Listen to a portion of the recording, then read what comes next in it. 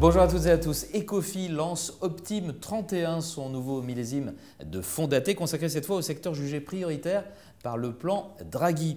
Alors pourquoi ce choix? Quelles sont les caractéristiques de ce fonds et comment va-t-il être géré? On voit ça tout de suite avec nos deux invités, David Jourdan et Rodolphe Courvasier. Bonjour messieurs. Bonjour Vincent. Bonjour Vincent. David, vous êtes directeur de la gestion crédit d'Ecofi et Rodolphe, vous êtes gérant obligataire chez Ecofi. Merci à tous les deux d'être là. David, on commence avec vous. Ecofi Optime 31, c'est son nom, cible les secteurs, je l'ai dit, concernés par le plan Draghi. Déjà, est-ce que vous pourriez nous rappeler ce que dit ce plan? Le plan Draghi, en fait, a été révélé en septembre 2024. Il insiste sur le fait que l'Europe doit faire face à un triple impératif. D'une part, améliorer sa compétitivité. D'autre part, combler son déficit d'innovation.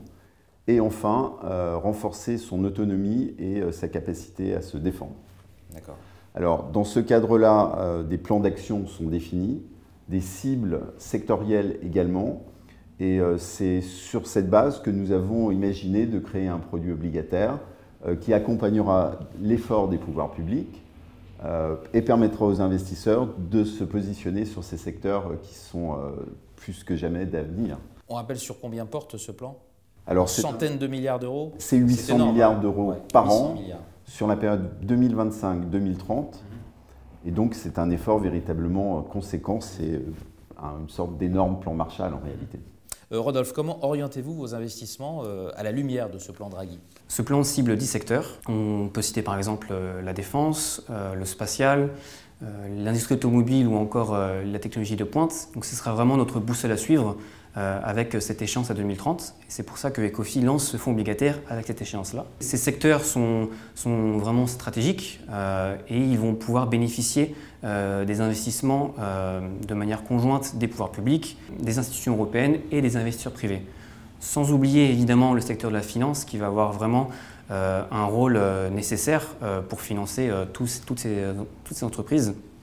Nous, on va cibler les entreprises européennes qui vont bénéficier le plus de ces investissements et ensuite après les obligations qui vont répondre le plus à nos critères. Alors parlons un petit peu plus en détail d'Ecofi Optime 31. Quelles sont ses principales caractéristiques? Alors c'est un fonds à échéance de date 25 mai 2031. Donc ses performances sont comparées à l'OAT 25 mai 2031. Toutes les obligations sont libellées en euros et le portefeuille est un mixte entre les obligations investment grade et de high yield, sachant que cette dernière catégorie sera limitée à 50% de l'actif du fonds. Les secteurs que l'on privilégie sont ceux donnés par le rapport Draghi et la boussole de la compétitivité européenne. Un facteur très important à noter est que le fonds reste ouvert, donc il n'y a pas de période de souscription à proprement dit. Et donc c'est un facteur qui est assez différenciant, que ça permet aux investisseurs, suivant leur anticipation, de bouger leur allocation sans avoir de frais supplémentaires. Et c'est un facteur qui est très important pour nous également, parce que ça nous permet de rester dynamique dans notre allocation. C'est un fonds qui est SFDR article 8, qui a une sensibilité de risque de taux autour de 5,25 avec un taux de rendement actuariel autour de 4,50 au 16 mai 2025 et son indice de risque à série est de 2, ce qui reste relativement contenu. David, pour illustrer tout cela, est-ce que vous avez des exemples d'investissements à nous donner réalisés dans le cadre de ce fonds? Alors je ne vais pas tout vous révéler naturellement. Toutefois, je vais vous donner quand même 3 exemples pour appuyer un peu notre propos. On a pensé par exemple à l'entreprise, l'opérateur de satellite SES, à l'équipementier Forvia, l'équipementier automobile, et puis enfin, je pourrais citer la société ibérique, Iberdrola, bien connue des investisseurs. Alors ce qu'il faut noter, ce qui est très important également, c'est que cette sélection d'émetteurs se fonde sur une analyse crédit extrêmement rigoureuse, que nous avons déjà mis d'ailleurs en œuvre dans d'autres fonds datés, par exemple notre fonds Optime 26. Et puis elle est également soumise, cette sélection, à notre méthodologie propriétaire ESG qui s'appelle Prism. Et donc c'est à l'aune de ces deux filtres que nous opérons notre sélection. Une fois que l'on a dit tout ça, et pour ceux que ça intéresse, comment on souscrit? Alors le fonds est déjà disponible en compte titre ainsi que dans les contrats luxembourgeois.